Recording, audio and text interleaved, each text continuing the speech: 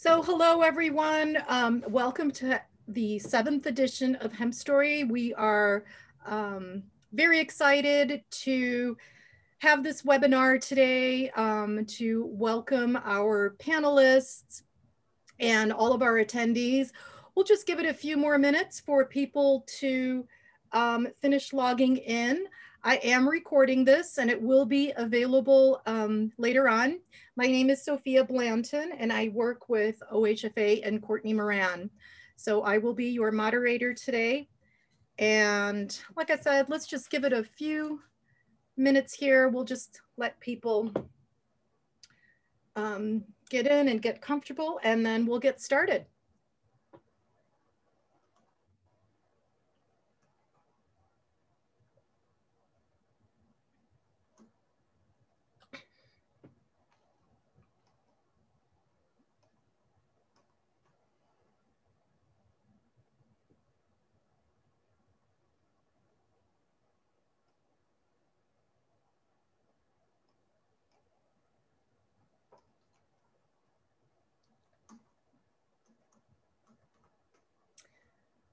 We've got folks logging in. Normally these logins take just a few minutes as people from around the region or around the state get settled in and get logged in.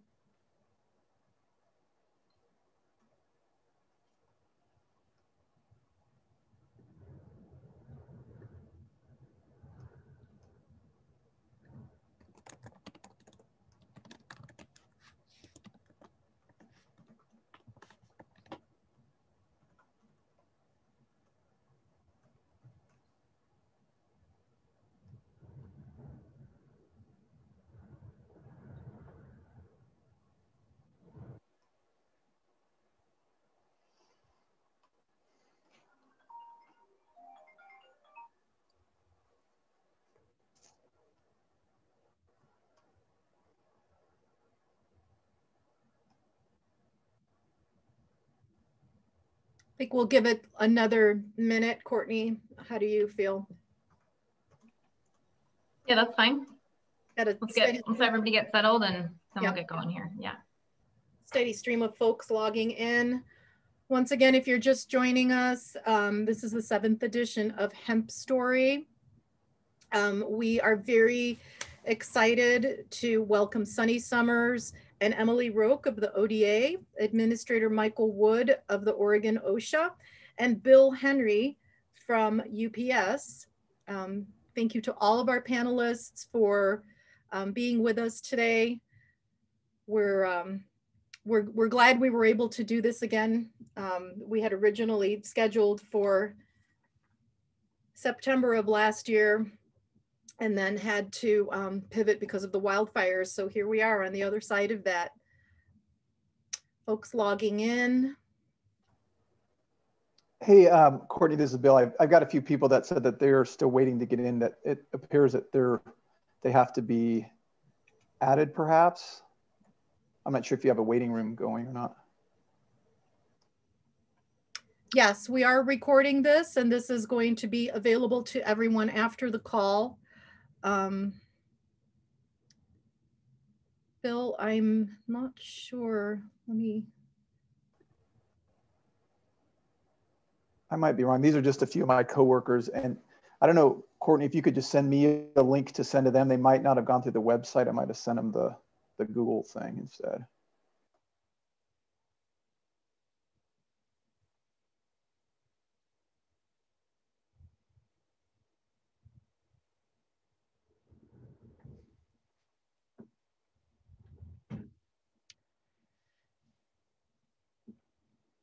So it is 1:05 p.m. now, January 26th. Hemp Story edition number 7. Welcome to all of our attendees. We've got quite a good group that has gathered. Panelists, how do you feel about getting started? Great.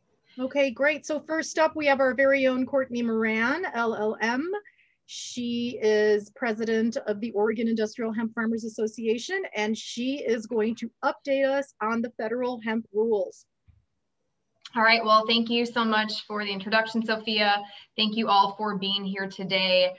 I just want to give a little history about HempStory before we begin, actually. So this is the 7th annual HempStory, and HempStory was actually the very first hemp event that I hosted, starting way back in 2014.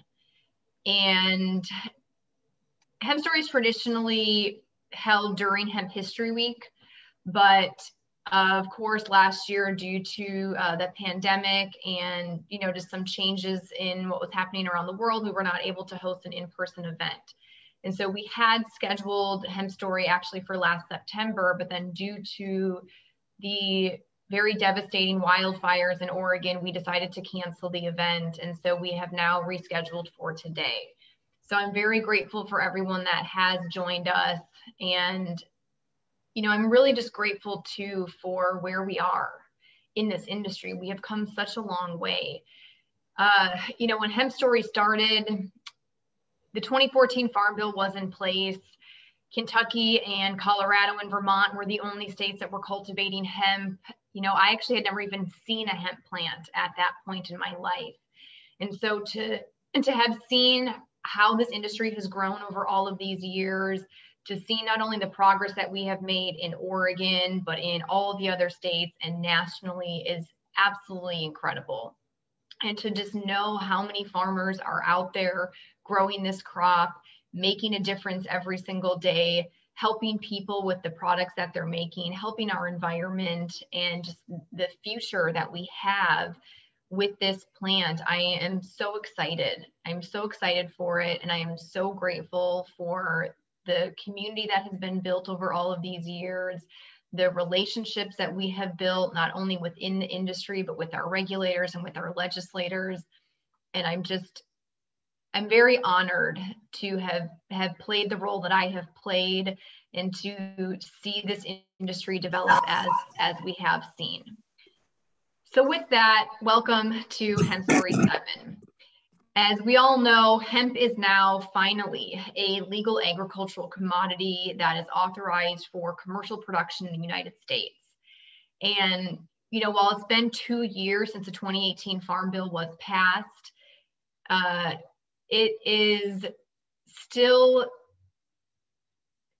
such a nascent phase for this industry. We are still in the very beginning stages, and we are still just seeing the implementation of that language in the 2018 Farm Bill.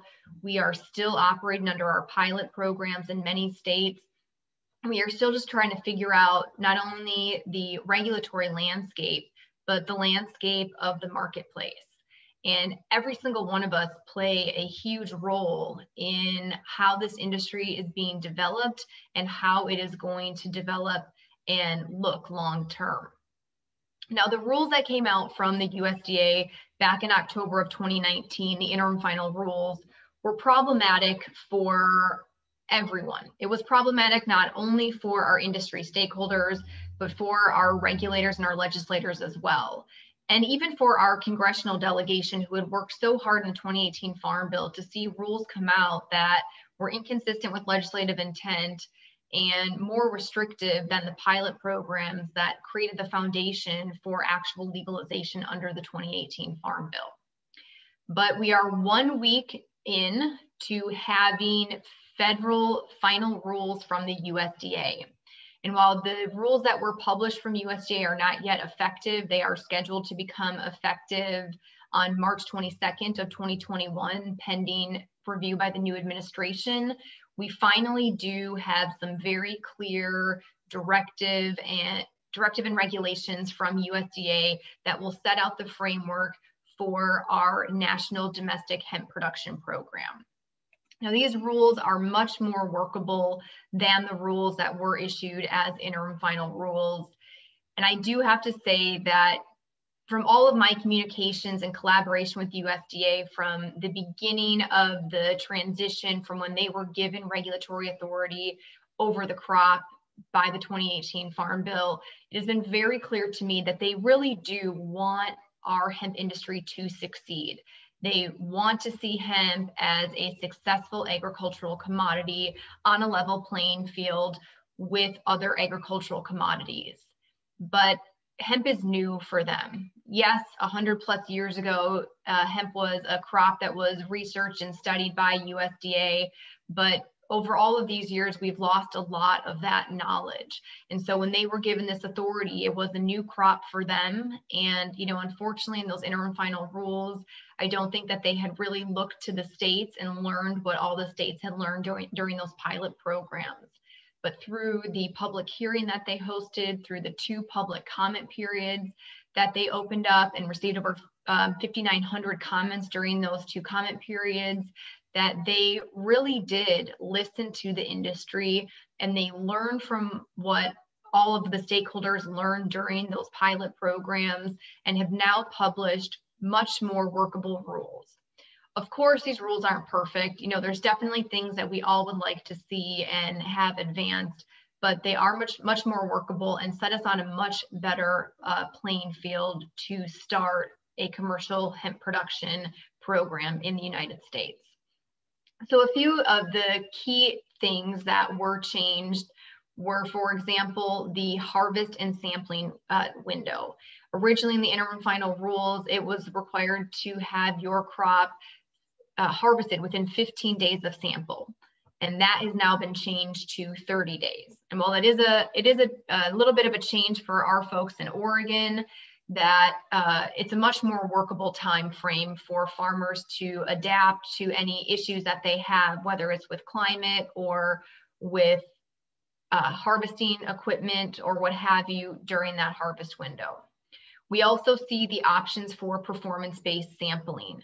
Under the interim final rules, every single crop was required to be harvested. Now we have options for states and tribal jurisdictions to adopt risk-based and performance-based sampling methods to be approved in their plans. Also very key for the industry is options for remediation. Under the interim final rules, any crop that tested above 0.3 was required to be destroyed. Now our states and our tribal governments have options to develop remediation measures. USDA has put out guidance for things that will be approved, such as putting your crop into a biomass form and having it retested to ensure it does come back at that compliant current 0.3% THC to verify it as a compliant crop. And this is really significant because this will prevent a total crop loss. We are going to be able to have most folks be able to maintain their crops, but also if folks, still cannot use the flower material, we'll still be able to use our stock and our seeds, which are so valuable. They've also authorized additional disposal methods, those that were included in the enforcement guidance that were approved by USDA last February. They've also developed new authorizations for research, which should really help our breeders. And very significantly was the raising of the negligence threshold from 0.5% THC, completely arbitrary number, to a more scientific-based 1% threshold. So that really should help our farmers so that they're not being considered, negligent operators just because they have a crop that goes above 0.3, but will have that protection up to 1%. So with these rules, not only do these rules give us a little bit more security, but we have a new administration, we have a new Congress that, everything has just started over this last week and a half, and this is a new opportunity for hemp. And this is our opportunity to continue to advance policy and to shape our industry and the framework that we want for the future of our industry right now. And as I said earlier, while these rules are not perfect and the legislation that we have in place, both, in state and federally, is not perfect, this really is our opportunity to come together. And so I did want to mention quickly that there are some federal advocacy campaigns that I'm working on with my lobbying firm, Agricultural Hemp Solutions. And the Crossroads campaign is really focused on continuing to protect our domestic hemp production program and our family farm. And we want to ensure that beyond these rules, that hemp truly is positioned on a level playing field with traditional agriculture. And so during the 117th Congress, it is our #1 goal to secure a legal hemp definition at the 1% THC scientific base threshold.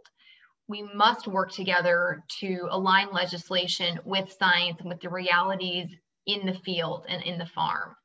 And so I encourage all of you to join the other national supporters of the campaign so that we can secure this 1% definition and ensure that our regulations are based on science and not based on arbitrary policy.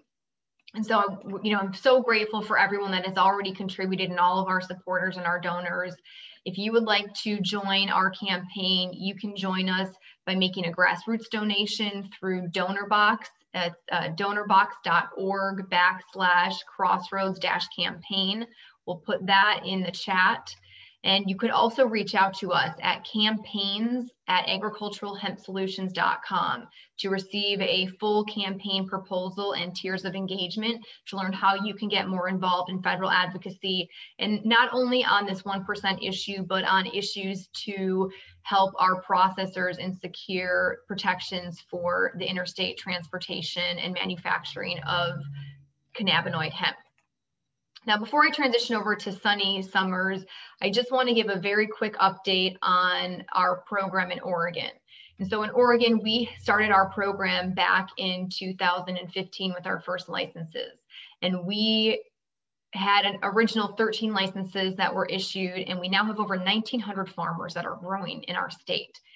It's absolutely incredible, the progress that we have seen and the exponential growth that we have seen, but it has taken a lot of work every single year, not only with working with ODA, who's been fantastic, but working with our legislature to continue to advance our policy, as well as with our congressional delegation. And so in December, the federal government, when they approved the Consolidated Appropriations Act of 2021, also known as the Federal Omnibus Spending Bill, they authorized an extension of the 2014 Farm Bill pilot programs until January 1 of 2022.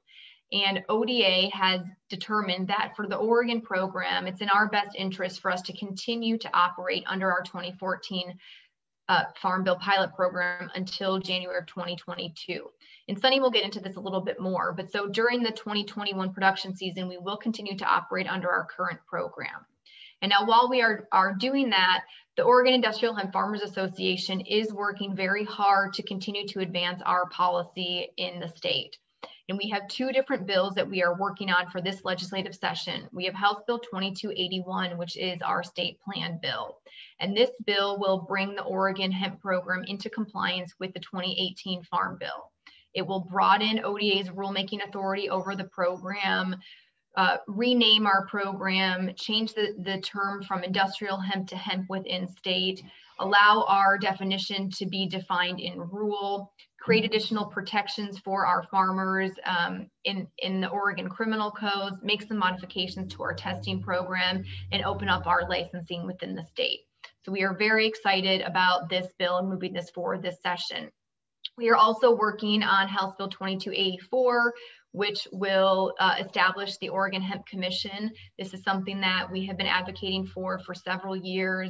And we are very excited about the benefit that this is going to bring to all hemp stakeholders within the state, especially around options for research and for marketing.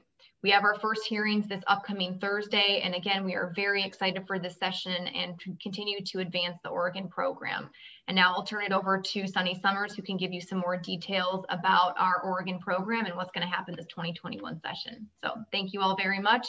And to learn a little bit more about our work with Oregon Industrial Hemp Farmers Association, please feel free to contact us or become a member at OregonHempFarmers.com. Thank you. Sophia, did you want to take time for those questions, or do you want me to jump in? I think, Sunny, since you have to be somewhere, I want to just let everybody know that there is going to be time at the end today for a Q&A, especially with Courtney. Sunny is with us, and she has to get going. So let's focus on her. We are recording, and I am noticing your questions, so we'll get to those at the end. Okay, thanks, Sophia. It's so great to be here today. I echo Courtney's enthusiasm that it's amazing that we are where we are today. I just never thought in 2015 that we would be talking about final rules at USDA and a, completely legal, complete, right? Nothing's ever complete, but a legal program at the federal level. And it's been an amazing ride. I think, I recognize some of the names on the panelists today, and we all know, right, that when people say a year in cannabis is like a dog year where it's 7 years compressed into one, I think that's a really accurate description of what we've all lived through. And I think are going to continue to live through for a little bit. I think the USDA is starting to get a taste for where we were back in 2015, and that they're likely going to have some changes moving forward. And things like, what is that cutoff for the difference between hemp and marijuana? That determination and activity needs to take place at the federal level now. So I'm thrilled to hear about some of the programs that Courtney and other lobbyists are doing at the federal level and at the state level.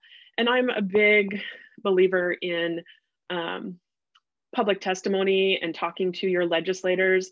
I may not agree with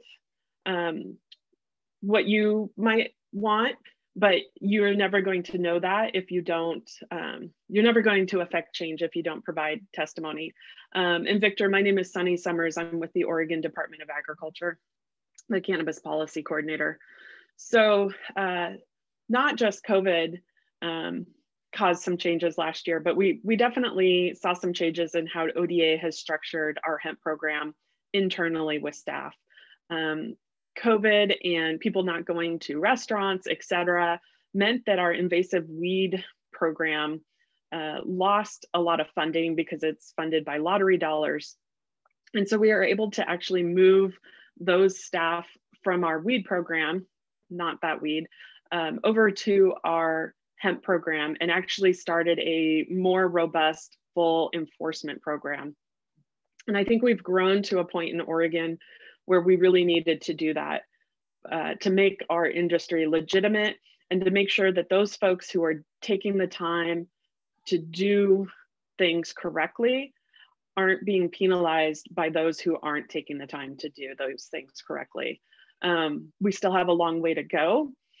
Part of the requirements under the federal programs are that we have enforcement and that we're able to adequately enforce a program. And so we've started building that. We had staff located around the state start to go out and do record inspections with growers. We're starting to work more closely with law enforcement so that those folks who are trying to use a legal hemp registration as a front for an illegal marijuana operation don't benefit from that. So we started that in, I think, July of last year, and we will continue that program this year. I get a lot of questions about when is ODA going to start not issuing licenses, or, are we going to start not issuing licenses because somebody did something that violated the rules. We're still working on putting together what that full enforcement program will be and how we will shape that part of the hemp program at ODA. Going back to the USDA final rules, Oregon has not ever done background checks. And that was the biggest piece of the 2018 Farm Bill that gave me heartburn. We were able to get the kind of 10-year grace period piece in there, that if somebody was actively growing in a regulated program and they hadn't had, Courtney may have to help me out here.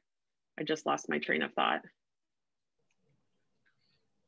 If you had a Controlled Substances Act felony violation or conviction over the previous 10 years, you are not ineligible from being part of the program unless you were a participant in a 2014 pilot program before December 20th of 2018. Thank you. Yeah. So we do have that little bit of a carve out, but part of what we need, and part of one of the bills that Courtney brought up at the state legislature right now, is giving ODA full authority to do things like background checks, because we need to treat that information very carefully. So we've actually had bills the last 2 sessions that didn't quite make it through due to other issues. And so that's a really important bill, I think, to give us that authority to make sure that we're meeting the requirements. If Oregon doesn't put together a state plan that meets USDA's requirements, everybody's going to have to go register with USDA and ODA because our state law would not go away.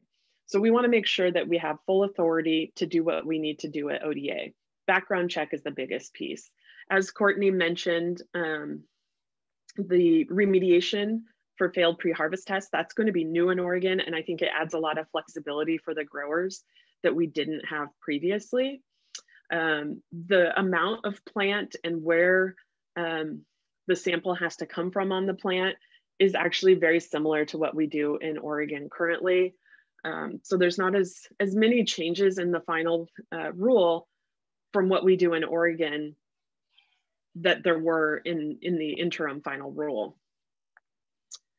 The other big piece that I think is important is that we need to remember that you will also have to register with the USDA FSA program. And so once you get an ODA registration, then you will go to your local FSA office. We tried to get them to drop that. That was something that ODA provided testimony on that didn't make a lot of sense in Oregon. Their reasoning was that we have a lot of folks who are new to agriculture in general, and those local FSA offices can provide information on things like grants or other programs through USDA that you may qualify for. None of these changes that I'm talking about will happen this year. So what we're looking to do is get those bills passed through the state legislature. Then ODA will go through the rulemaking process. And we did much of this last year because we thought we had to meet that October 31st deadline. And so we'll go through that rulemaking process. That will give you, the public, the opportunity to comment on those rules. And then we take that into consideration, file the final rules, and that's what we will be submitting to the USDA as our state plan with an effective date of January 1st of 2022. So again, you know, if you take nothing else away, all these changes that we're talking about are not going to happen mid-season. That was something that we were very concerned about and wanted to make sure didn't happen. Our licenses are based on the calendar year, and so we need that change to happen on the calendar year. I just wanted to give you an update. We are receiving applications daily. We're getting probably 100 to 200 a week. And we've worked to streamline the process as much as possible at ODA. As of last Friday, we had issued 50 grower registrations, almost 80 handlers, and registered about 70 acres. So with that kind of overview, I'm open to any questions that folks may have. Thank you so much, Sunny. There are a few questions that have come in. Will background checks at ODA be required before January 1st, 2022?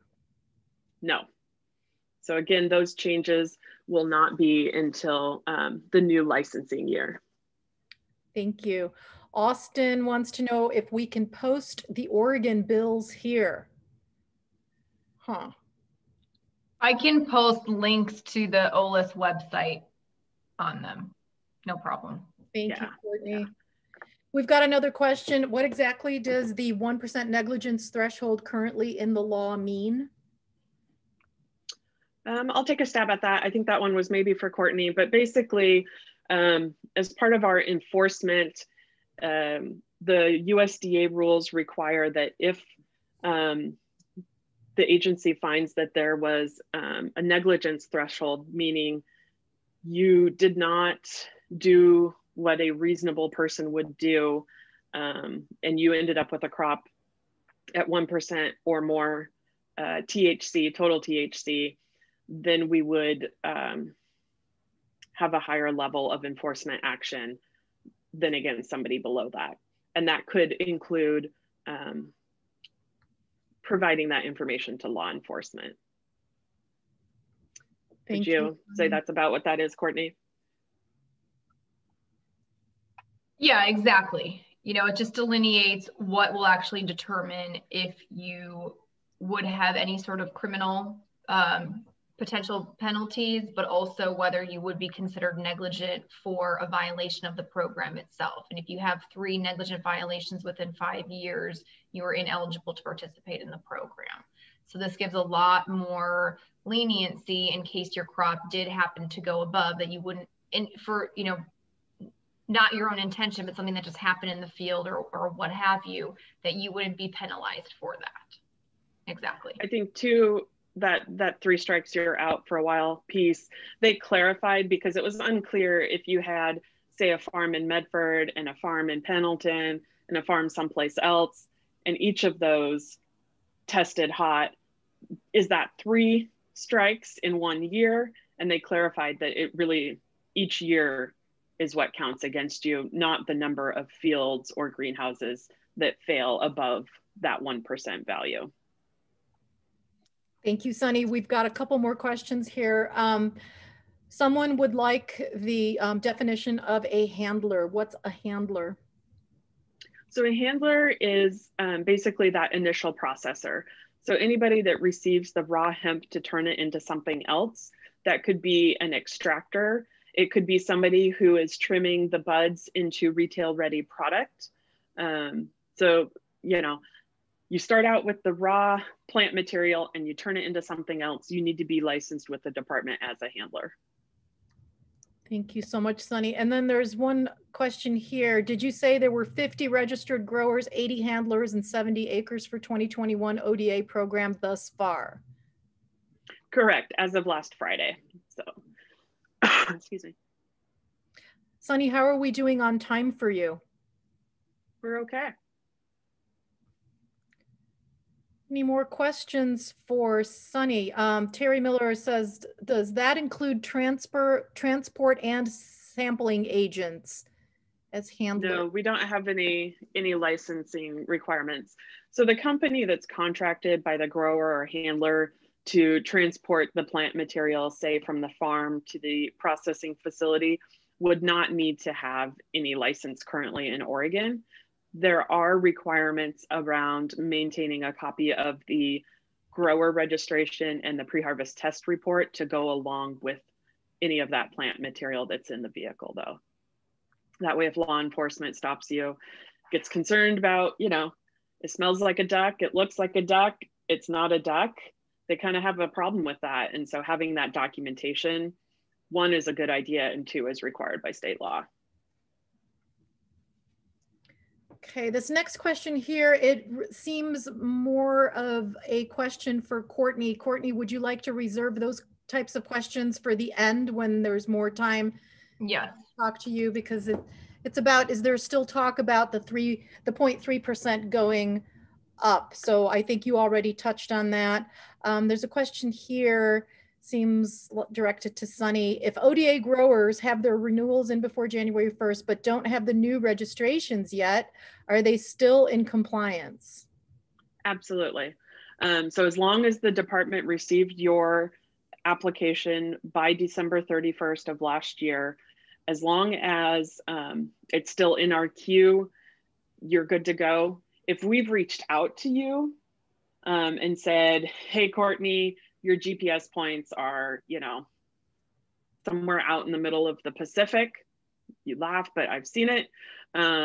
You better get us, you know, get back to me. I need better GPS locations. If within 30 days of us contacting Courtney, she doesn't get back to us, then we're going to say, we're done with your application. You're not going to get a registration until you resubmit that application, meaning you go back to the bottom of the pile. So if we have reached out to you, be sure that you stay in contact with whatever staff member has reached out to you. That'll keep that clock going. Otherwise, that could be the only way that you would not be in compliance. Thank you so much. Sunny Summers, the ODA Cannabis Policy Coordinator. Do we have any last questions for Sunny? Well, I see one last one here about handlers and extracts that are temporarily above 0.3. I would just remind everybody that the USDA rules only deal with on-farm. They don't address what happens to that plant material once it leaves the farm.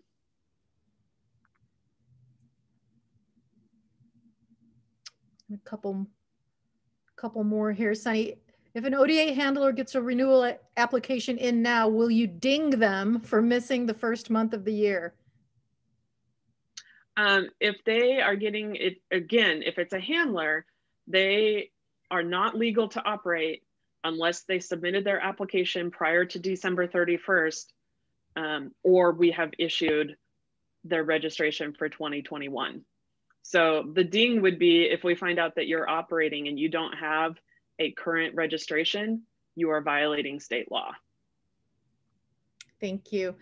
Another question here. Courtney mentioned 1,900 farmers growing in Oregon. Sunny states that there are 50 registered growers so far. What's the difference between a grower and a farm?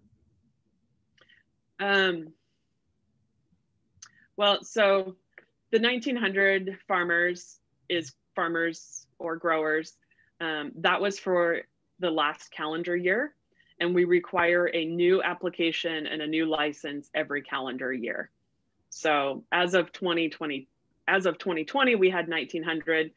I imagine we will be close to that number again this year, but so far we've processed 50 of those applications. Thank you for clarifying that. Are there license requirements for sampling agents?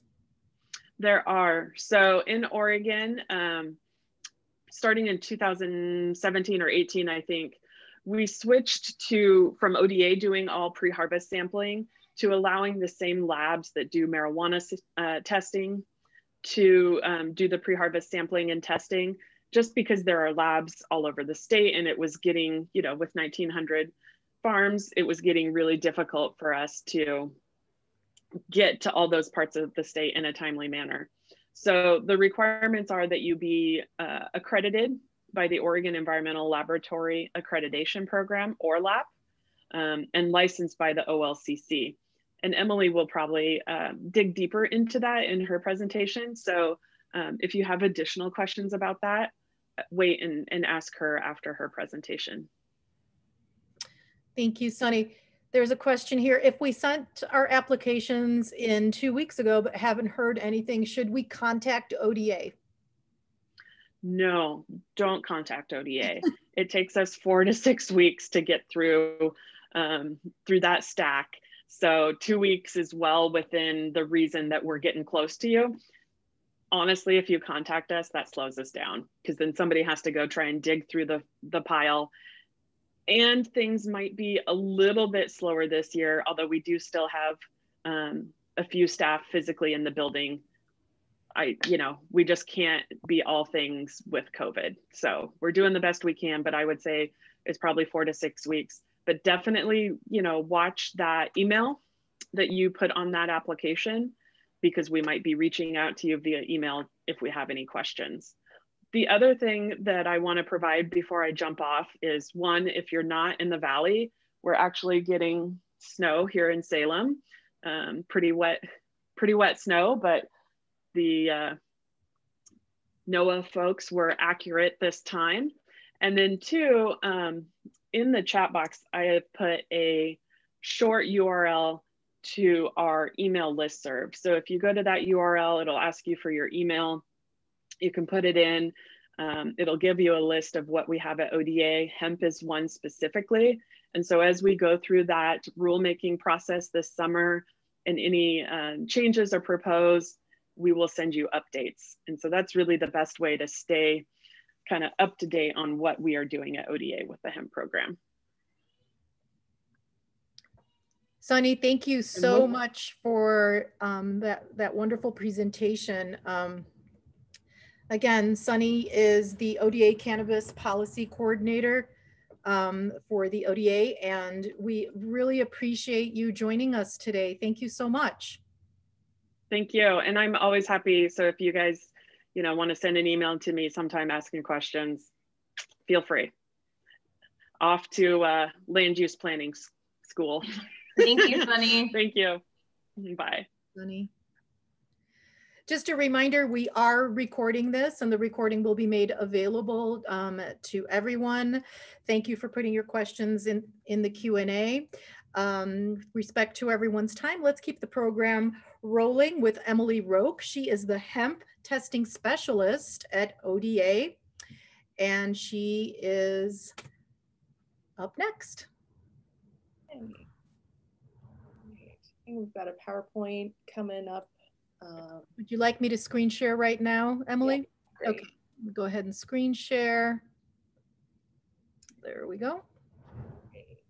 First off, I thank you for having me. I'm very excited to be presenting today. I'm hoping to kind of go into some hemp testing rules in Oregon. So for those of you that may not know anything about hemp testing, I'm hoping to go into it a little bit, and then also wanted to provide everybody an update from a testing perspective of how the 2020 season went. So we can move on to the next slide.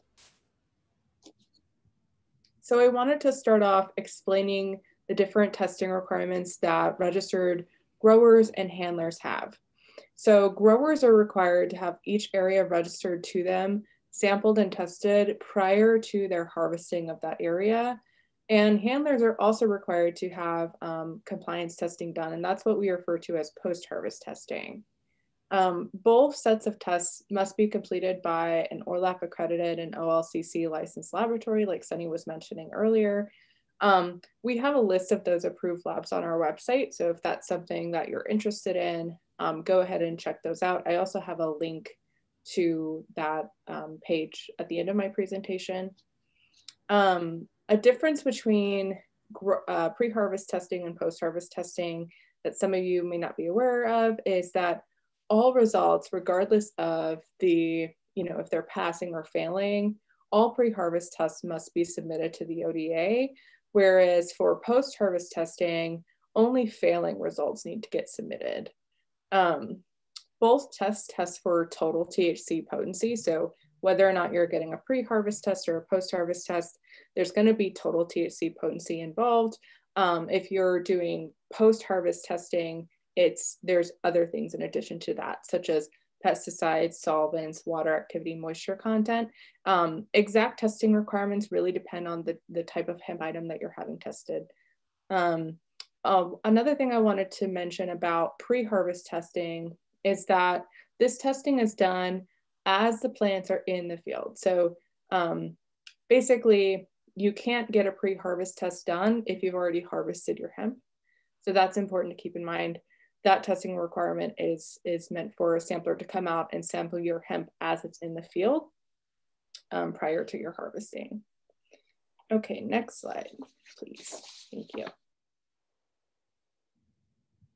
Okay, so beginning on January 1st of last year, we started implementing the rule that all pre-harvest tests measure total THC. So previously, pre-harvest tests only measured Delta-9 THC. This new rule included the measurement of THCA in addition to that Delta-9. So that was implemented January 1st of last year. In 2020, there were 5,218 hemp production areas registered.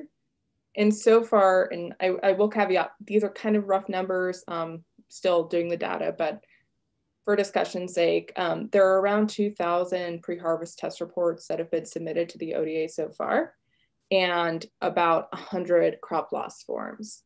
So as you can see on this graph, the blue is areas where we have hemp production areas registered, and we don't have any information on them. And then the green is areas that, we received a pre-harvest test for. And then that little sliver of gray is areas that we've gotten crop loss reports for. I do want to, kind of go over what a production area is for those who don't know. So when you get registered as a grower, usually you have your grow site, which is like your overall farm, and then production areas. So there's a rule that every production area that you register has to be a contiguous area. So if you've ever submitted a grower registration and someone has reached out to you saying, hey, you can't have a greenhouse and a field as one production area, please separate it. That's what I'm referring to as a production area. So theoretically, each production area you have registered, we're expecting a test report from. However, I do see a lot of the time that there's often areas that, maybe you thought you were going to grow on 2 fields and you only grew on 1 field. One of your greenhouses was for propagation. So those types of things can attribute to this number. But definitely we're going to be paying attention to this and reaching out to folks who we're missing information on, and our enforcement staff will be looking into this as well. I do want to mention that about 6.7% of pre-harvest tests done in 2020 exceeded the allowed amount of THC, and they failed. So can we move on to the next slide? Perfect. Next, I wanted to go over the responsibilities that growers have beyond just getting registered. So we sent this flyer out this year with the new grower registrations that were issued. Oops, sorry. That's okay. Wait, sorry. It's okay. It's technology. There we are. Okay. All right. So this form is available on our website if you did not receive it. It really, I feel, illustrates all of the responsibilities you have just beyond getting registered. So the time frame I think is the best time frame to follow is you apply and you receive a registration and you plant and you grow your hemp. That's a good time to start scheduling your hemp sampling. So earlier is best. Labs book up, and you don't ever want to forget to schedule this. This is very important. So you'll want to schedule your hemp sampling and testing with an ORLAP accredited OLCC licensed laboratory, like we mentioned, no more than 28 days before your harvest. So that's important when you're kind of getting into that window where you're thinking, okay, I want to harvest around this time. You need to make sure that you have it sampled and you're allowing yourself enough time to harvest that material after it's sampled, but you also need to meet that 28-day deadline. So what that means is the date that the sampler came out to your property and sampled your hemp, you have 28 days after that date to at least begin your harvest. And it's beginning your harvest in earnest. So, we're not talking about harvesting one plant a day for several months on end. You need to be actively trying to harvest that material within that time frame. If it passes, which is anything at or below 0.34%, because we do allow for rounding down to 0.3% total THC. If your hemp passes, then you can harvest that and sell that to a hemp handler for further processing. If you fail a test, you do have retesting options, such as you can have the file sample retested or you can resample. Something I wanted to note during this presentation is please pay attention to the deadlines you have to request a retest. So if you get notified that you failed a test, you need to request a retest or a resample within 7 days. So that's important for you to remember if you think that you're gonna potentially be in that situation. Another thing that I wanted to talk about is it's always a good idea to confirm with our program that we received everything we need from you from a testing standpoint. So you can always send me an email or call, and I can usually check it right then just to make sure that everything got submitted that we needed. There is a lot of paperwork involved in pre-harvest testing, so that's always a good idea. Lastly, I wanted to mention that, talk about crop loss. So you're required to report crop loss or theft to the ODA, to our department, within 48 hours. And you can do that by filling out a crop loss form, which is available on our website, and emailing that to us. But that's really important, and we're really going to focus on that. You definitely need to make sure you're following with that time requirement as well. I think we can move on to the next slide. one thing I forgot to mention on the other slide that I just saw, thanks. It's important to not combine your production areas. So as I was talking about earlier, your production areas where you separate out like a greenhouse and a field, those have to remain separated for your testing. So, you know, if you've registered 10 greenhouses, I'm expecting 10 test reports, not one. So keep that in mind. They need to stay separated because each area needs to remain contiguous. Okay, now we can move on. Okay, looking ahead to 2021, as we've mentioned earlier, there's really no major changes with hemp testing requirements for 2021. All pre-harvest tests are still measuring total THC concentration. We're not going back to Delta 9 this year. So keep that in mind. They're still going to be for total THC. And as we have mentioned before, that 28-day deadline to harvest your material after it's sampled is still in place. So be sure you're planning and you're thinking ahead and you're scheduling out when you need to. Next slide, please. Okay, so here's my contact information. I want to make, I really encourage people to contact me for any question testing related. It might seem simple, but oftentimes testing can get very complicated very fast. And so I welcome if you have like a specific situation that you need, you know, guidance on. I really try to make myself available for that. So there's my contact information. I've also included some helpful links.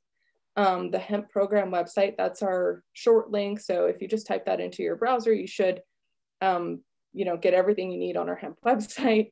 I also included a link to a presentation I gave about how to correctly fill out your pre-harvest sample request paperwork. So that's the paperwork you're going to be submitting to the lab prior to them sampling. So I created a presentation on how to do that. I also included a list of, or a couple different, a flyer on what you do if you fail a pre-harvest test. So that'll go over your options with retesting and your deadlines and so forth. And then lastly is the accredited labs that you, that are able to do compliance testing in Oregon. That's a link to those labs. So with that, I know that's a lot. If anyone has any questions, feel free to ask. Emily, thank you so much. You have a question here. Somebody wants to know, what is ORLAP? ORLAP is Oregon Health Authority, I believe. So their laboratory accreditation process is, yeah. Thank you. That was a very informative presentation, Emily. Thank you so much. Let's open it up to some questions. Does anyone have a question for Emily Roque, hemp testing specialist at the ODA?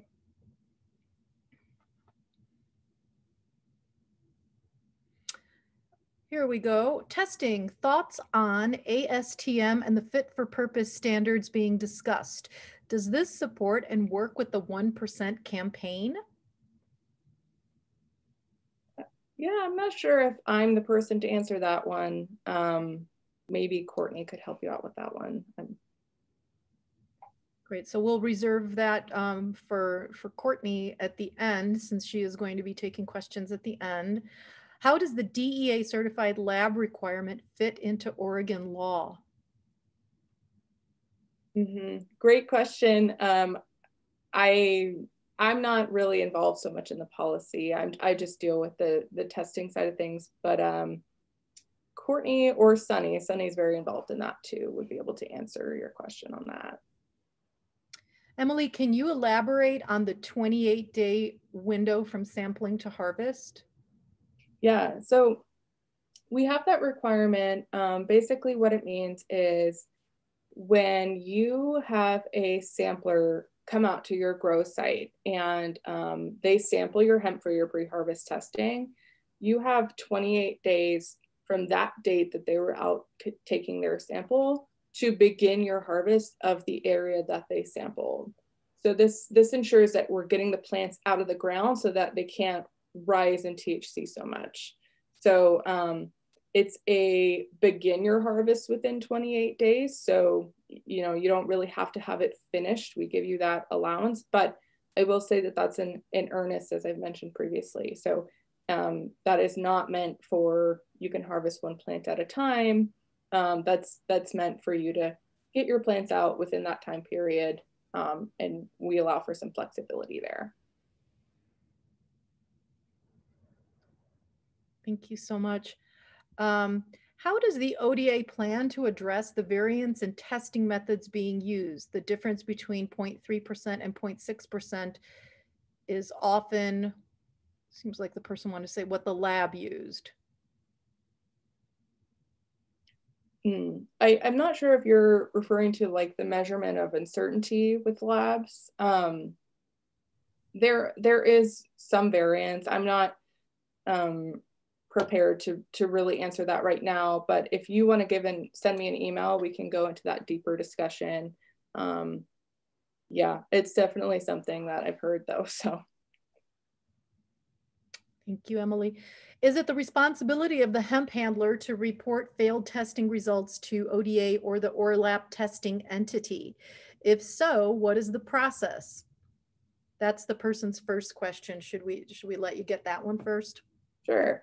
So usually the laboratories report any failed test, but technically it is on the registrant to make sure that we receive it. So I would always suggest yes. I mean, I'd rather get duplicates of a failed test than no failed tests. So I would say it's probably your best bet to go ahead and set it in yourself. Thank you. The second question is it every failed component of testing that is required to be reported to ODA or just specific elements of testing, i.e. pesticides? Yeah, that's a good question. So really any compliance test, if it failed, you know, if we're talking about handlers, if it failed, it would need to get reported. But there are lots of R&D tests that are, or research and development tests that are performed throughout, you know, hemp's life cycle. So you can get a research test done on your hemp as it's in the ground to kind of time out when you're wanting to harvest it and when you feel comfortable doing that. You can get an R&D test, you know, likewise of your product if you want to see where the THC level is coming at, so you can adjust your processing. So you don't have to report those types of tests. I will say the ODA does not consider a pesticide test to be an R&D test or a research test. So if you fail a pesticide test, regardless of whether it was a full panel compliance test, that would still need to get reported to us as well. Thank you, Emily. We have another question here. Are post-harvest tests mandatory? Yeah, so it's required for handlers to get all of, you know, their hemp items prior to it going to the consumer. It needs to have a post-harvest compliance test done on it. So yes. Thank you so much, Emily, for taking all those questions and for your presentation. I'd like to just ask if anyone else has any questions for Emily Roque, hemp testing specialist at the ODA.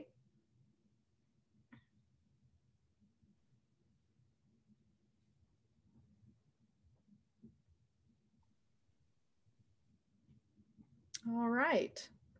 Well, thank you again so much. You're welcome. Thank you so much for having me. Thank you. Thank you, Emily. Next up, we have Administrator Michael Wood of the Oregon OSHA, and he is going to be updating us on OSHA rules. So Administrator Wood, thank you so much for being with us today. We'll hand the screen over to you. Okay. So I don't have a PowerPoint, but I do have some pages that I want to share with you as I go. And I just want to say that it's so nice to be listening to a presentation where everybody's not talking about COVID. You know? So it's been pleasant to just sit here and listen. So I'm the administrator of Oregon OSHA. We're the Occupational Safety and Health Program and regulator in the state of Oregon. We basically are federal OSHA's designee, so you don't have to worry about federal enforcement if you're in our jurisdiction. It's state employees and state enforcement in Oregon OSHA that addresses workplace safety and health.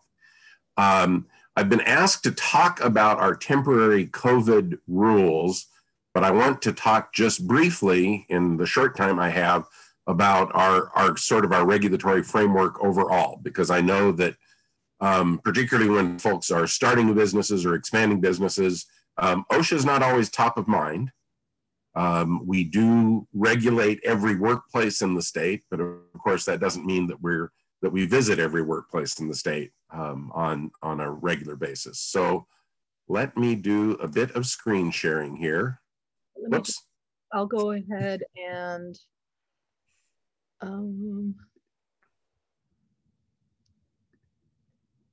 so if it's, I'm making you the host now. Oh, and you can now I have the power. Yes, you do. And then you'll just hand it back to me at the end, if that's okay. We'll see. So yeah, so I want to share. So I just wanted to highlight for everybody, and I'll put it in the chat box as well, OSHA.oregon.gov is our page. You can also get to it by just going to OSHA, one word, .org, because one of my predecessors quickly grabbed it. We have a publication that is online and that you can print if you like. You also can order hard copies that talks about the foundation for a safe workplace and basically goes through essentially what any employer needs to think about in order to make sure that you have the basic structure in place to address safety and health in your workplace. And I just wanted to draw your attention to that. I also wanted to draw your attention to the fact that we do have a document on safety committees and safety meetings. We have one both for general industry, and there's a separate one for agriculture, which is what most of you would be worried about. But again, it just goes through the basic requirements, has some forms you can use, and it's designed to try to make those essential and basic requirements for workplace safety and health as user-friendly as possible.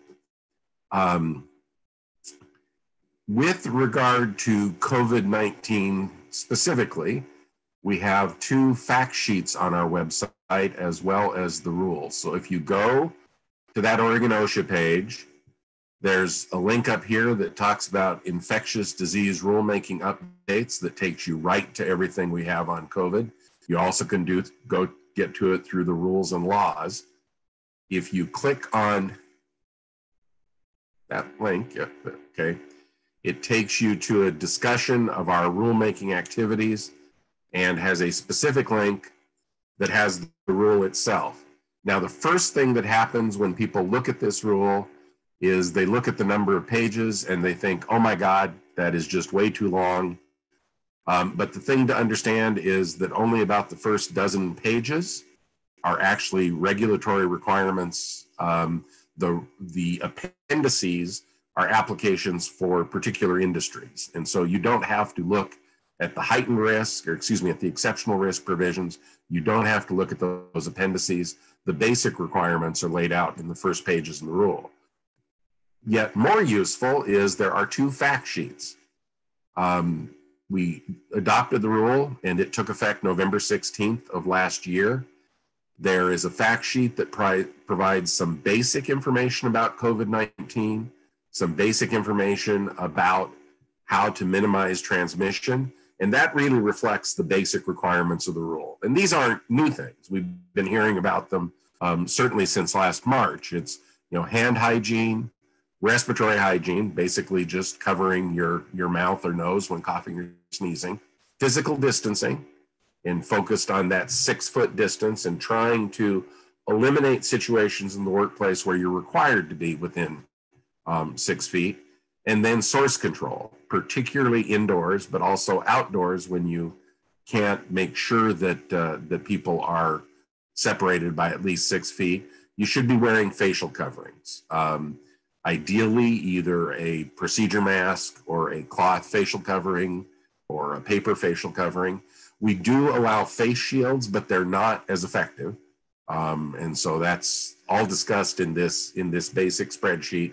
There also are some basic sanitation requirements.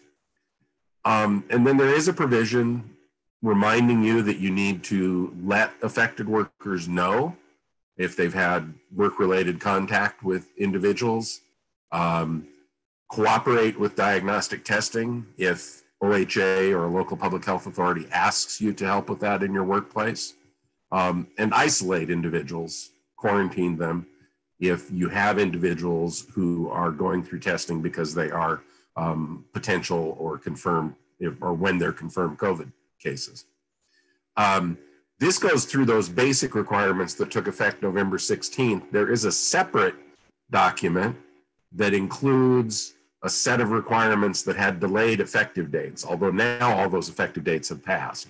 But the basic structure of the rule is that you do a risk assessment. You look at the potential for COVID-19 exposure in your workplaces. You then, based on that risk assessment, you develop an infection control plan, and we have samples of plans. We have templates you can use on our website. We also have training materials that you can use for the employee information and training, although you need to supplement it with specific material about how you're handling things in your workplaces.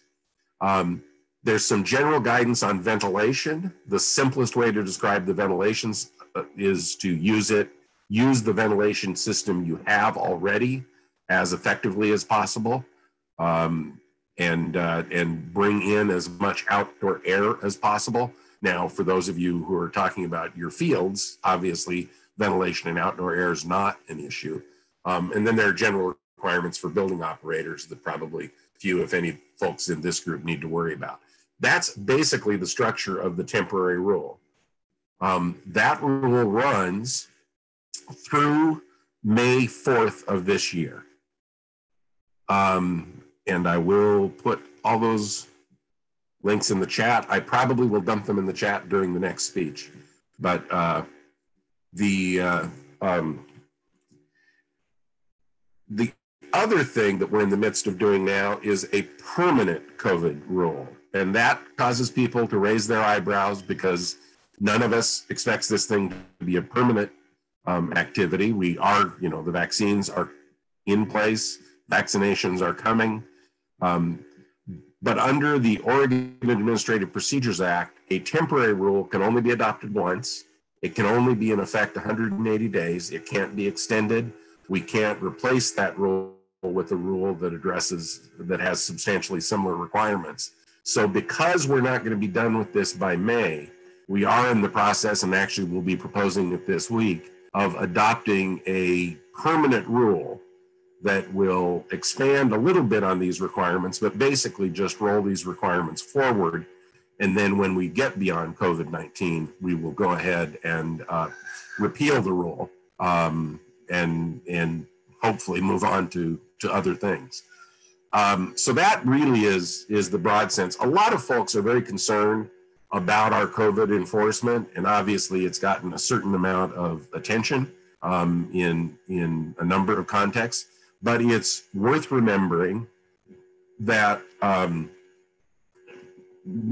we've gotten an extraordinary number of complaints, basically 20,000 complaints in the last 10 or 11 months, which is about the number we normally get in 10 years, we have resolved the vast majority of those using what we call the phone fax method. So non-enforcement, non-inspection. We've reached out to employers, made sure they knew what was required, and we ended up getting positive responses from them, and we were able to close out the case and close out the complaint. That's really how we continue to handle most of these. The significant enforcement activities that we have taken tend to get more attention, but they're really not typical. And so I think that's worth focusing on. I see that there's a question in the chat box about violations we've seen in fields and fines issued. And the answer is, we actually, I don't believe, have cited anybody in agriculture at this point. We have cited some violations in food processing. And I just said we didn't cite anybody in agriculture. Under our previous temporary rule that was specific to agriculture and COVID-19, We did cite some individuals, some employers, because they had not posted the COVID-19 specific poster for field sanitation. And so we cited that as a violation. They put the poster up. There were no penalties in those cases. I think those are actually the only ag citations that we have issued specific to COVID-19. The other piece of the question is what you can do to remedy a violation. We always give explicit guidance about what you need to do in order to come into compliance in those cases where we issue citations. And if we have issued a citation, coming into compliance doesn't make the violation go away. The violation will be there. The penalty is due and payable. Of course, there's an appeals process for that. We do expect people to correct the violations, and you want to correct the violations to avoid steeper penalties, much steeper penalties. But depending on the particulars, you'll know exactly what you need to do in order to come into compliance. Frankly, you are more likely to be cited about general field sanitation issues, about guarding issues, about rollover issues with regard to tractors, than you are likely at this point to be cited for anything related to COVID. So other than putting those links in, I don't know if anybody else has any questions you'd like to ask. I would be happy to field those. And I guess one question I should answer is we don't have any specific requirements related to hemp. We do have a fairly extensive set of requirements specific to the agriculture industry and particularly to harvesting of field crops.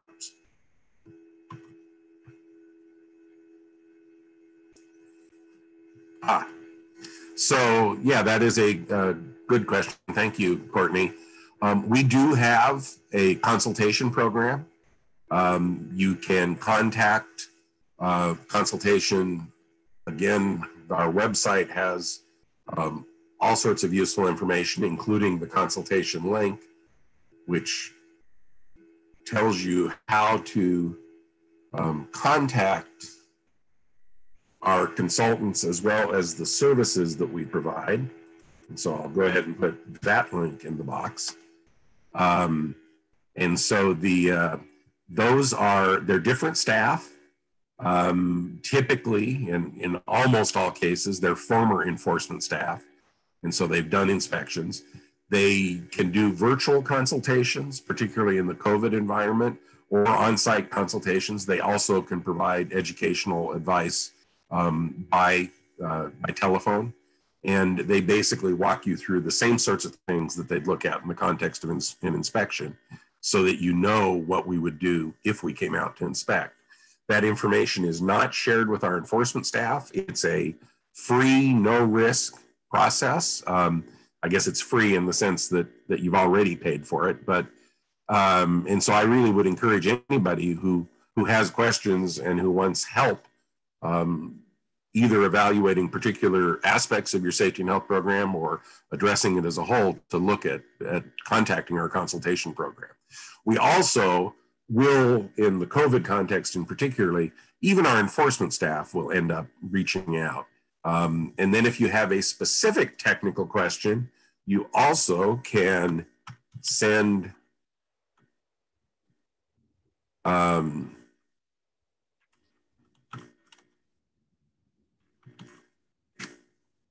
a request to TechWeb that you can just basically ask that technical question, and our technical staff will respond to it. And again, it's a no-risk process. It simply is advisory and is designed to help you. Our goal, even our goal when we're doing enforcement, is always about getting compliance, ultimately about protecting workers by ensuring that hazards are eliminated in the workplace. And so we have a lot of resources. We actually have a lot of online resources as well on the web that you can access, and we won't even know that you're using them if you're uncomfortable contacting a consultant or talking to our technical staff. We have a question, sir, from Paul Murdoch. Okay. What are some What are some common non-COVID violations OSHA finds on hemp farms? I don't know specifically about hemp farms. In relation to agriculture generally, probably the most frequent violation is either hazard communication, particularly with regard to pesticides, violations related to pesticide exposure specifically, and then the issues around field sanitation, the availability of toilets and hand washing facilities are the most frequent. The most serious typically involve tractors, either rollover issues or problems with power takeoffs and not being guarded or not being sufficiently guarded when other equipment is used. Thank you so much. Do we have any more questions for Administrator Michael Wood of the Oregon OSHA? So I was going to try to give you back the host duties, but it looks like you figured out how to take it back. I took the power back, sir. Thank you so much for my grand plans. So thank you so much for being with us today. Any more questions for Michael Wood of OSHA? So I will give you one more email. And I'm always happy to answer questions myself or to route them to folks who are. My email is actually a little bit easier to remember than some because it is simply michael.wood@oregon.gov. You don't have to worry about a middle initial in my case. And I am happy to take those. And I'm looking out the window thinking, gosh, tomorrow may be a snow day. That'll be a subtle difference since I don't leave my home on a normal day anymore. But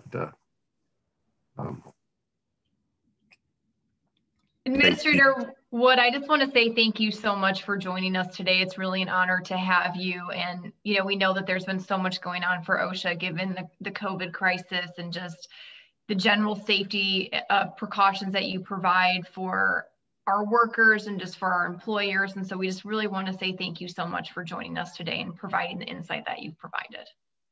Thank you. I was very happy to do it. Any more questions for Administrator Michael Wood?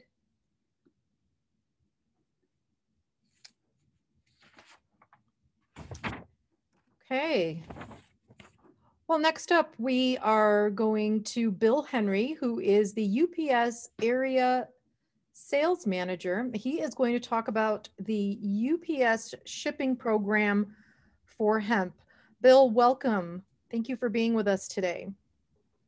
Thanks so much for having me. Can you hear me okay? I know I can. Excellent. And probably Murphy's Law here, probably I'll get going and my bandwidth will drop me out. If that happens, I usually come back on within a minute, so just hang with me. And then Sophia, if you want to give me, if I can share, I'm not sure if I'm a host yet. Here we go. Okay. One second here.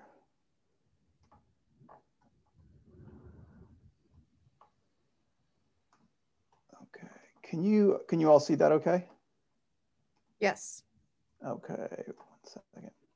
All right, well, thanks again for the time. Good afternoon, everyone. As mentioned, my name is Bill Henry. I reside here in Oregon, and I want to talk to you today about our raw hemp shipping program. This is near and dear to my heart as well as my team's heart because it is a pilot through UPS, obviously one of the largest shipping companies in the world, but it started right here in Southern Oregon. We had a lot of help and support from the Southern Oregon farmers, especially I heard Paul Murdoch, shout out to you. Thanks so much. But really, this is, I want to talk to you today about how much we'd like to carry your hemp packages in our small package network. So I'll go through some of the details here.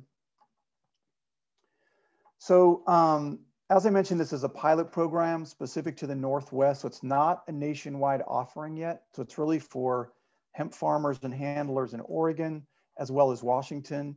It is a contractual program, so you do need to be set up by your local account manager, and I'll get to those details in a minute.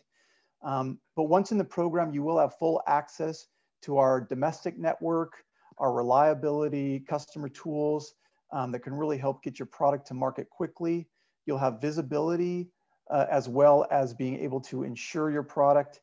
And as I mentioned, a local representative to help you out. So you'll also be able to utilize all the service within our domestic network. So that includes next day, second day, 3-day, ground, as well as our ground with freight pricing, which is a multi-piece pricing model. So shipments typically between 200 and 500 pounds that can go on the brown trucks. It does not include LTL, so palletized less than truckload. We do have some options for full truckload on a case-by-case basis through our partner Coyote. But typically this program that I'm speaking to you about is for the brown trucks and small package hemp products.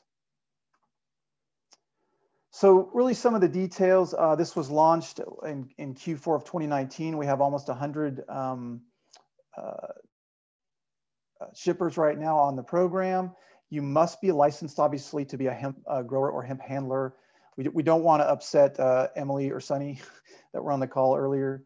It is designed to meet the compliant requirements for intra and intra-state shipping. You can only obviously ship to the states that allow hemp shipping and commerce. We do leave that up to you as the shipper to police. We are simply carrying the goods, and if something were to be confiscated, we would put you in touch with the agency that confiscated the product, so you can work out the details on that. The shipments obviously must meet our program requirements, and that'll be spelled out in the shipper's agreement, which the account managers will go over with you when they set you up. As I talked about, it's the small package, at this time, the small package area of the company. Now, contract only service cannot be a dual operation of both hemp and marijuana. As I mentioned earlier, you are responsible for knowing and understanding the laws and the applicable compliance around the product and the states it ships through. The shipping does require our adult signature required service, and you must use smell mitigating packaging inside the cardboard packaging as well as on the exterior, and I'll go through that in a second. We do not require any exterior package markings, nor do we want them. And as said, it's not a national or general offering yet. So here's just a little example. We firmly believe that with hemp, a blind package is a safe package. And so you can't tell the difference between the two. We don't want to, what's the right word, inspire the curiosity of any of the folks working in our hubs unnecessarily, okay? And so the only exception is on the label, it will be noted that it is an adult signature required package. Now, as far as the inside of the package, there can be no odor that comes from the package at all. And so that means that you're using odor mitigating packages, both internally and externally, as I mentioned.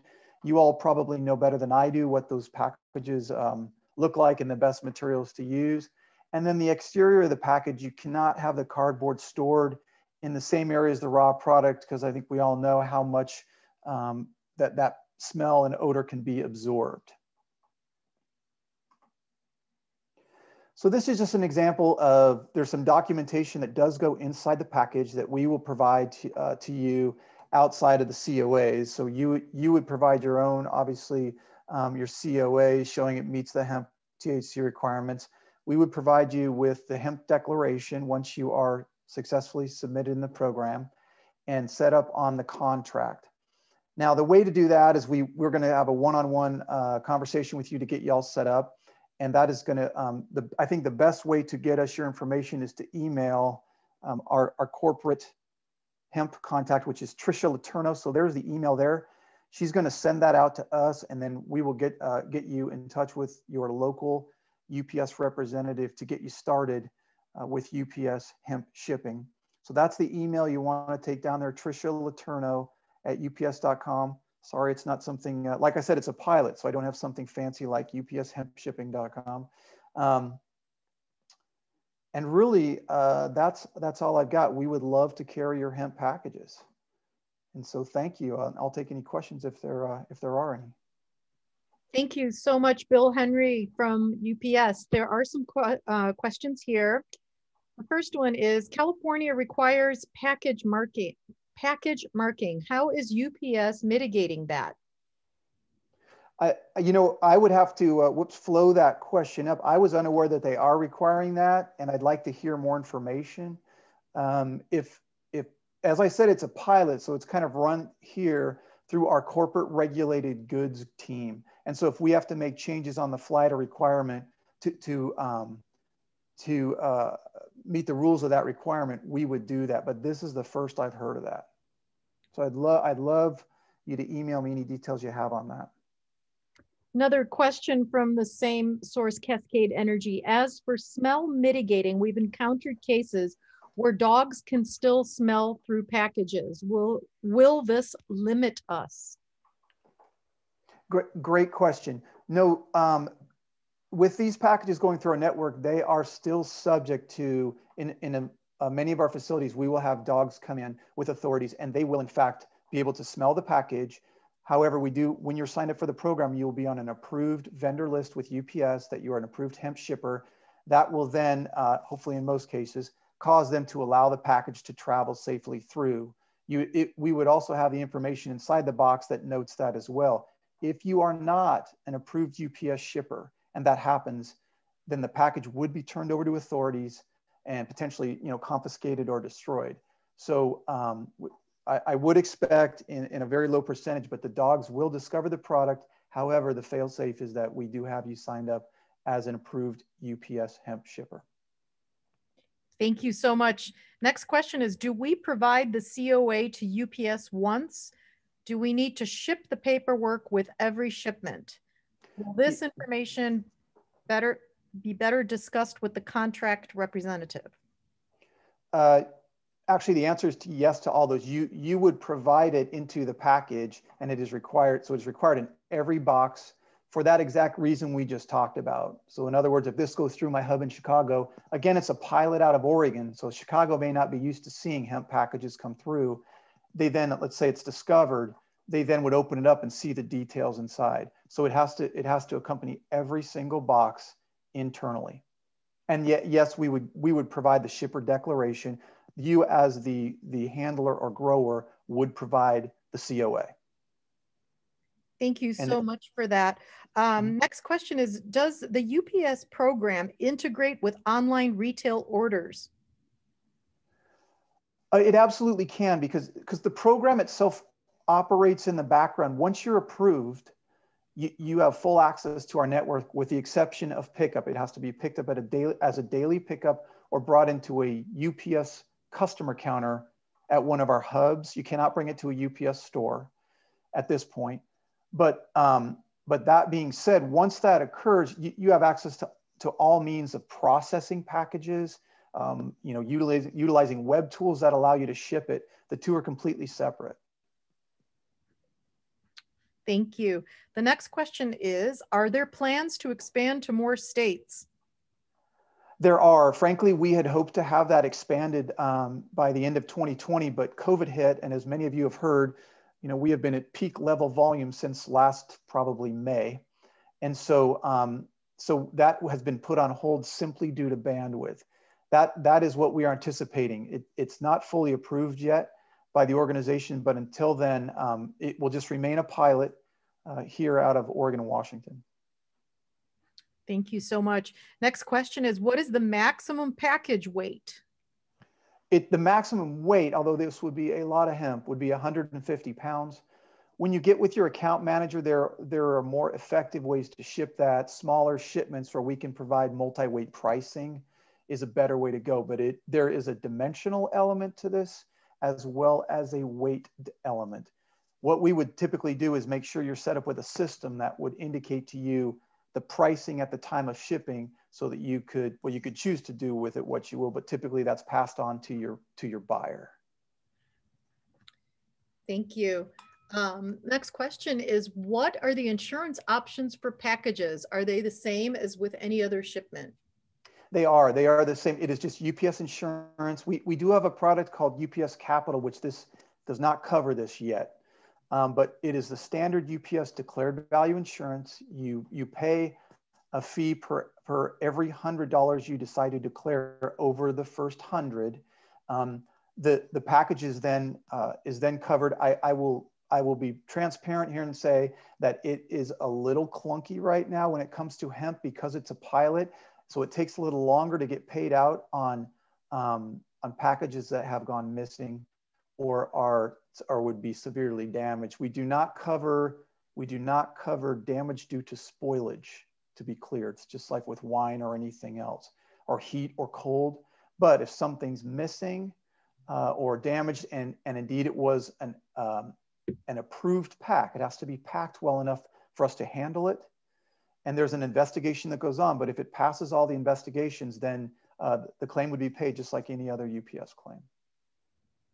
Thank you so much. The next question is, how does this work with paper bags required for hemp samples?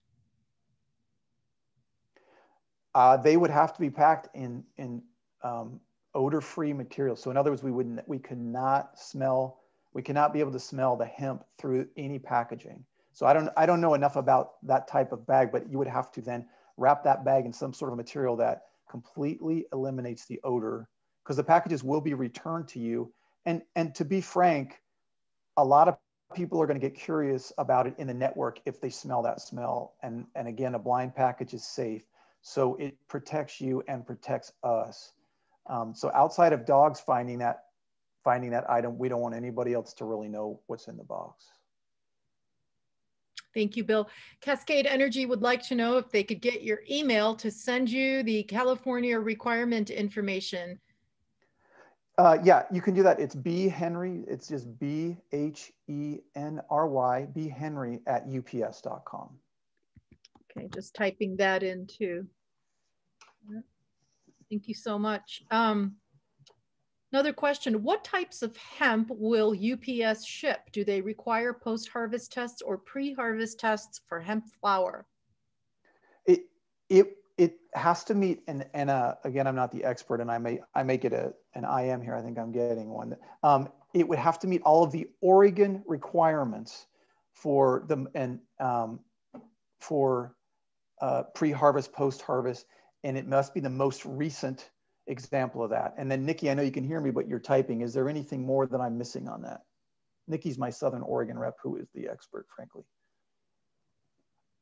I'm getting a message here, so hang on.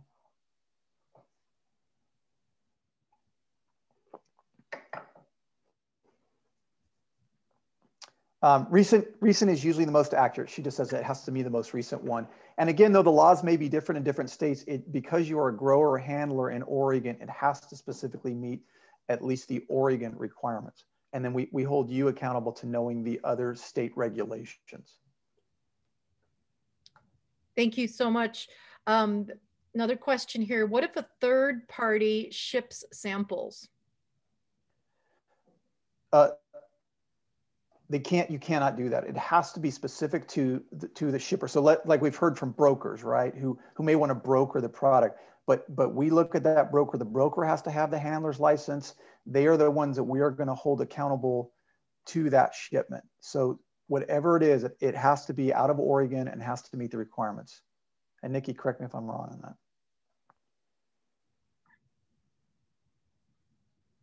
I'm right. Yay, I'm right.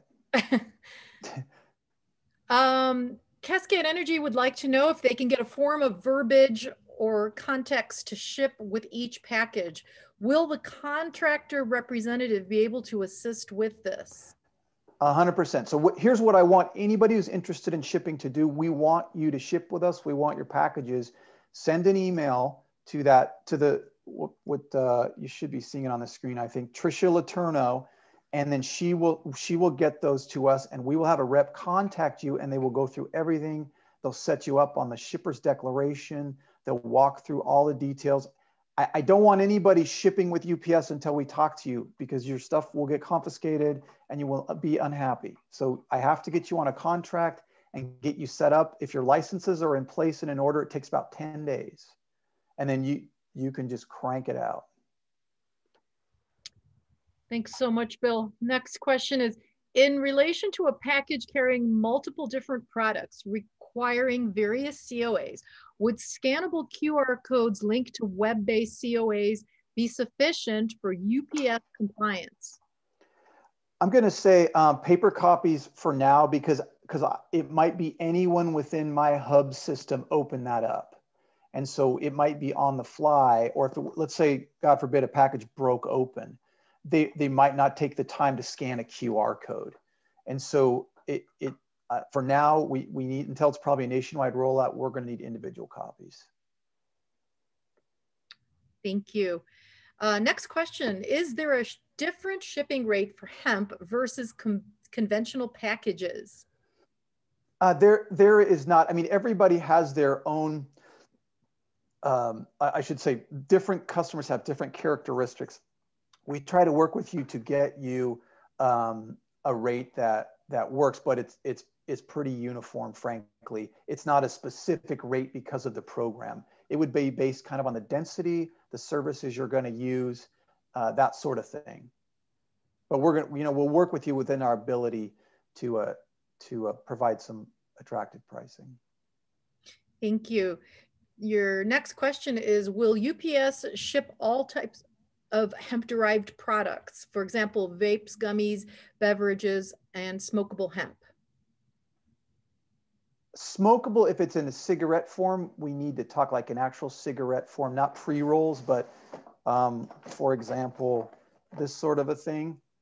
We need to talk. There's a few regulations there. Vapes, we would need to talk with you too. I'm not sure right now if that's the case. We do ship a fair amount. I think Nikki, gummies and all that are okay, as I understand. Yep, it's just vape. Vape, I'm not sure about. And again, if it's a cigarette that basically looks like a cigarette, we need to talk to you about that as well. We can get a clarification on the vapor side. Again, if you're interested in that, submit your information and I'll get a rep to contact you and we'll get an answer.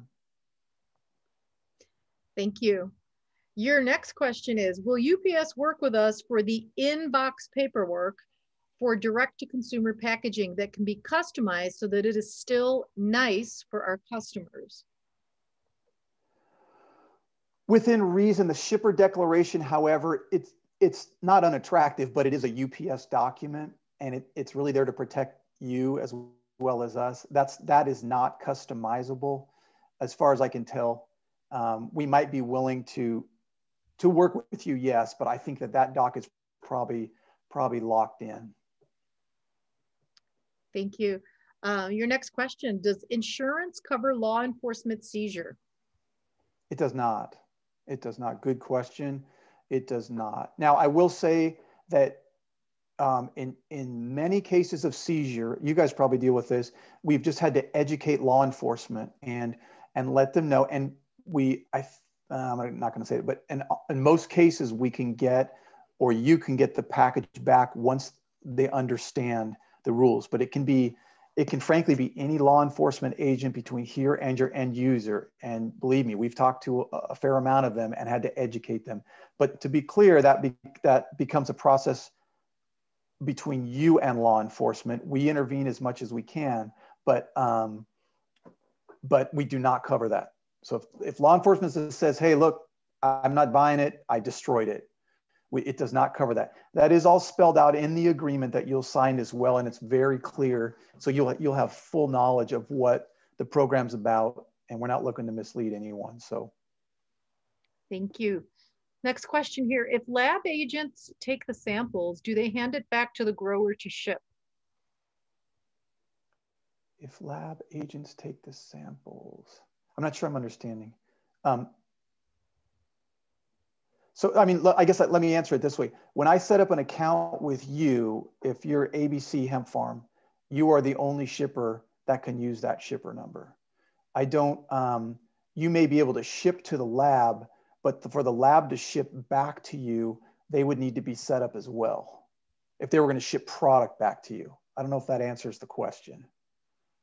We're not allowing a third-party usage of the account number. The reason why we have you set up with a local account person versus like a phone person is that we want to know what your farm is like, make sure there's no marijuana, dual operation, and then make sure that you understand all the rules and regulations. It is not available to anybody outside of that interaction. If that makes sense. Hopefully that makes sense. Thank you. What about hemp flower? I think you already spoke to that. Yep. no problem. Can undried or green hemp samples be shipped or only a dried product? Nikki, I think we're fine with green, right? Yeah, odor mitigation can be a little bit of an issue. Let's say if it were like a live plant, that can be a problem. We had one today that was held up because of that. But we can take it green, but the odor has to be completely mitigated. Thank you. And your next one, Bill, it's not a question, it's a testimonial from Paul Murdoch over there at Horn Creek Hemp. He says the program has been outstanding for them, that the UPS team works closely with them and assists with every issue. They've had no problems since beginning the program. So. Oh, thanks, Paul.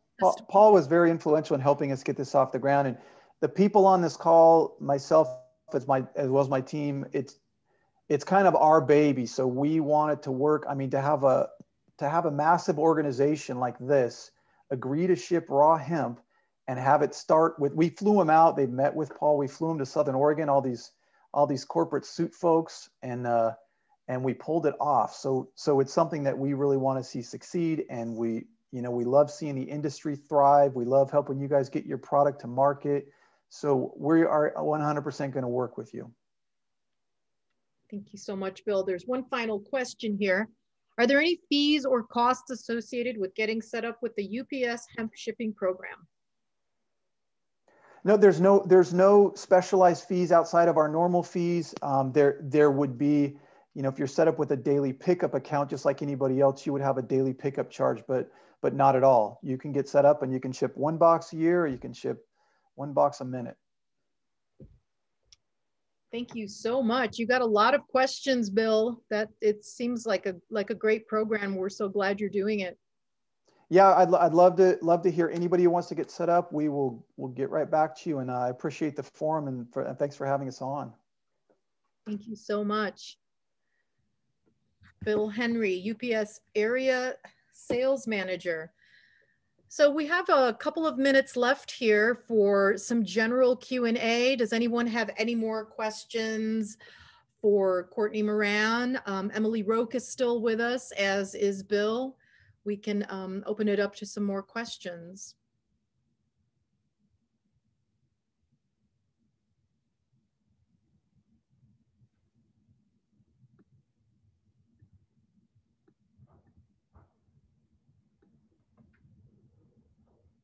Just want to let everyone know that we have recorded this today. We will make it available. Also, if you would like to hear more from Courtney Moran, you can tune in to the Golden Grow Awards this upcoming Saturday the 30th. It is a live streamed hemp expo and forum. Paul Murdoch has actually entered his product in our hemp contest, but there's the link for you if you're interested in attending. Courtney will be speaking about the direction that the federal rules are taking. Our keynote speaker for the event is Dr. Larry Smart of the Cornell University Seed Program. And then we have some wonderful regional experts that are going to be speaking as well. We have a seed panel with Emily Gogol and Justin Tombe from Phytonics and Infinite Tree, respectively. We've got Damian Moran from the Emoto Group that's going to be moderating an economics panel. Hemp Geo will be talking about vertical integration. And then we'll also be showing, we've got 27 cultivars that were entered in this year's competition. So we hope that you will tune in to the 2nd annual Golden Grow Awards and Hemp Forum. And Courtney will actually be speaking for a full 45 minutes on Saturday. If you're interested in catching her presentation, it will be at noon Pacific Standard Time. So there's the link for that in the chat if you are interested. So any more questions? Let's see here. question. This looks like a question for Bill. Does UPS ship hemp flower internationally? I had to step away for time. Okay, so does UPS ship hemp flower internationally? We do not at this time. We can take, and Nikki, let me know, but we can take some CBD products internationally, but not raw hemp. Thank you, Bill. The next question is for Courtney. Can you expand on performance-based sampling? What does that mean, and how does it differ from the interim final rules standard? Yeah, absolutely. So under the interim final rules, the sampling guidance required that every single lot of hemp was required to be sampled, inspected, and tested. So that meant every single different variety was considered a different lot. If it was on a and every non-contiguous growing area was considered a separate lot. So that meant even if you had one field, but you had 5 varieties, that would have meant you had to have 5 different tests taken. So under these final rules, the performance-based sampling is really giving a lot more flexibility to the different jurisdictions on how they want to conduct the sampling and the inspections. And so, for example, if a state or tribal government wants to create variances in sampling or testing for different varieties that are historically known to produce a very low amount of THC, they could exempt those types of varieties from testing. Or if they want to create exemptions for different varieties, such as fiber varieties or grain varieties, they can do that as well. And so if we look at the model, such as what was done in Montana under the pilot program, they have a category system for the different varieties. And so category A varieties, only 10% of those crops were inspected and sampled and tested. Category B varieties, they had about 20% of those varieties were sampled, inspected, and tested. And category C varieties, which were more traditional cannabinoid hemp varieties, all were 100% required to be tested. So different models like that will be allowed to be approved under these final rules. And so it will, again, create that kind of flexibility for the different jurisdictions. A lot of jurisdictions are seeing and have seen bottlenecks during the traditional sampling and harvest window, just because so many folks are harvesting at the same time. And so this will create some additional flexibility, not only for the regulatory agencies, but also for labs as well, and hopefully prevent some bottlenecks and also reduce costs and burdens on our farmers that are growing more known varieties that we know will be coming in at lower THC varieties that don't really have any regulatory issues or concerns.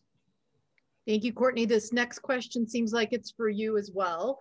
How does the USDA plan to address the lack of standardization in lab testing? I think that's yet to be seen. The real focus in the rules is around the DEA lab registration requirement. And so while that has been delayed until December 31st of 2022, that requirement is still in place. The USDA rules are not requiring any sort of other specific authorization, such as ISO certification. And so I think that's something that still needs to be worked out. Thank you so much.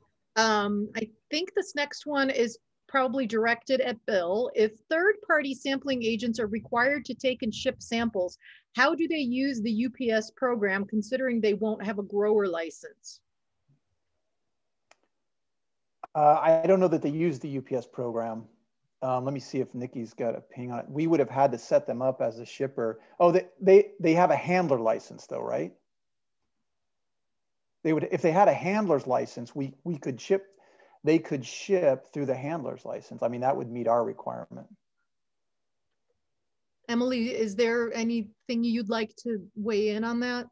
Yeah, I just wanted to jump in case Terry, you're referring to if a lab were, taking the sample and then sending it off for testing. So for compliance testing, like pre-harvest testing, the labs take that to the lab, the sampler takes that to the lab directly through a chain of custody. They don't ship that sample for a compliance test, in case that's what you were asking. Thank you for that. Terry does follow up with some states require third party, so I guess I need to know which states UPS will ship hemp in. Right, that is we put that incumbent on the shipper, and again, it would be a prepaid move from the Oregon account that we've set up. Getting it back in though would be, if they were to send something back, they wouldn't be able to because of the pilot is only for the Northwest.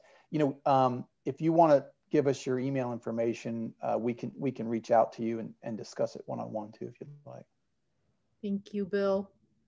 Next question asks, what can hemp farmers do with hemp flower that tests over the 0.3% total THC? If the pre-harvest test is compliant, but the post-harvest test is not, and the farm has invested the resources to harvest and dry, what are the legal options for selling it and recouping costs?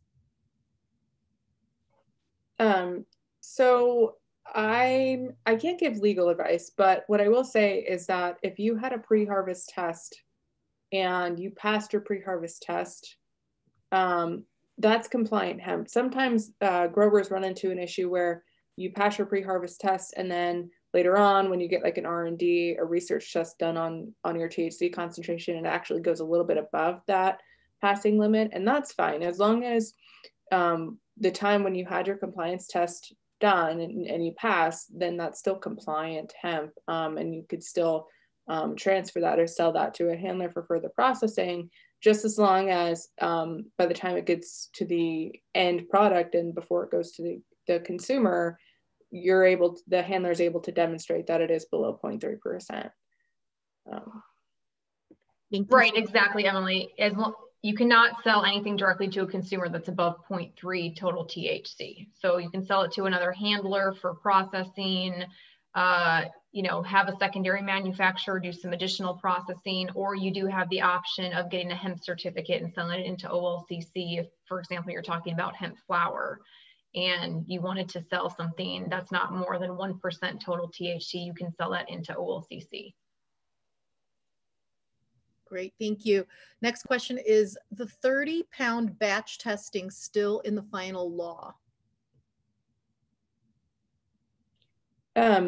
Yeah, so for batch testing for handlers, that is in our current rule, and it depends what product you're making. So for example, like usable hemp or smokable hemp, that would need to be tested in 30-pound batches.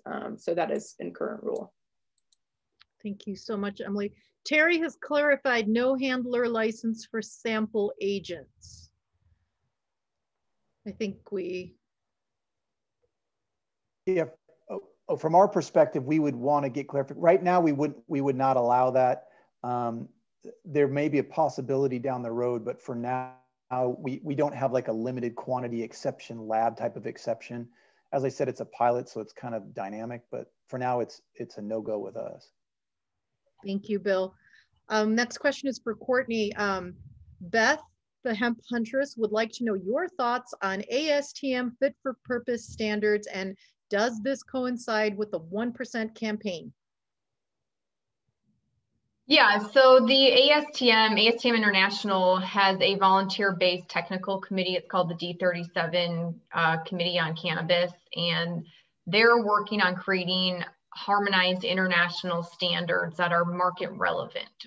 And their goal is to ensure quality assurance and safety of any cannabis or hemp-derived products. And so the goal is really to create international standards that are focused on, not only focused on, but are incorporating the intended use or the purpose of those products, rather than just looking at the basic requirements that are in each jurisdiction. And obviously, it's an international body. The requirements internationally between jurisdictions are varying. And so some jurisdictions have been requiring 0.2% THC, some require 0.3, some require 1%.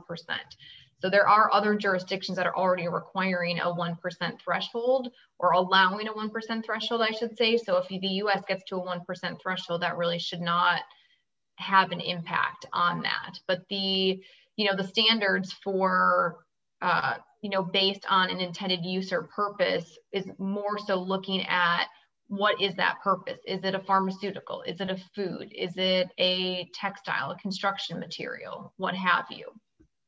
So I don't think it would interfere with our 1% goal at all. Thank you so much, Courtney. And let's see, our last question here is for Bill Henry.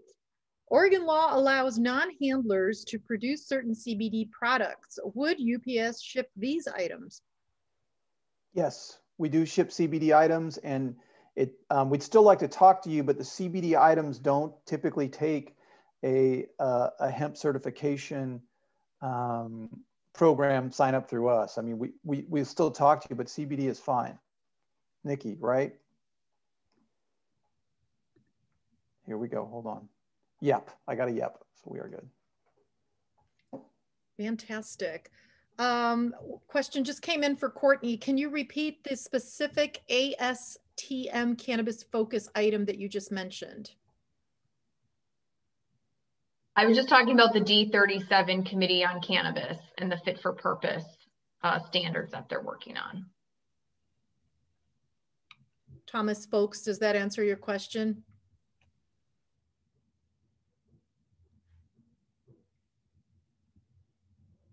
Yes. Fantastic.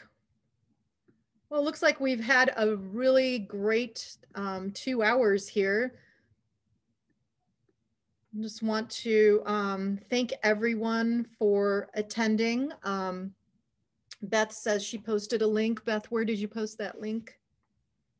Right in the chat, was it? It's in the chat, yep. Okay, great. If there are no further questions, thank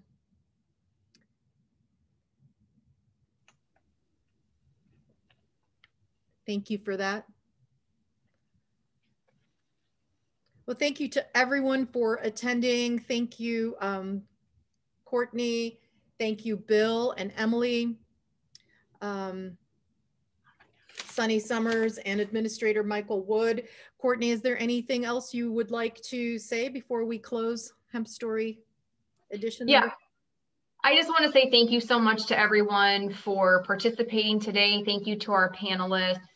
I thought we got a lot of great information from everybody, and it just really speaks to where we're at with this industry. I mean, learning about the Oregon program, how we're evolving for the next production season, the testing requirements, the different shipping methods that are available, and the fact that Oregon was selected as the initial pilot program and expanded to Washington just last year, really to me speaks to the leadership that we have shown in Oregon and how all of you as stakeholders have really contributed to making the program that we have today and helping to advance our policy.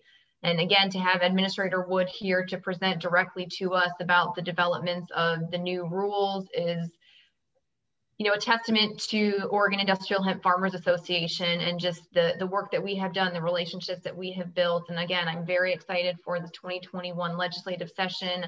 A lot of the things that we've been working on for the past several years, I'm very confident that we will be able to pass and put into policy this year.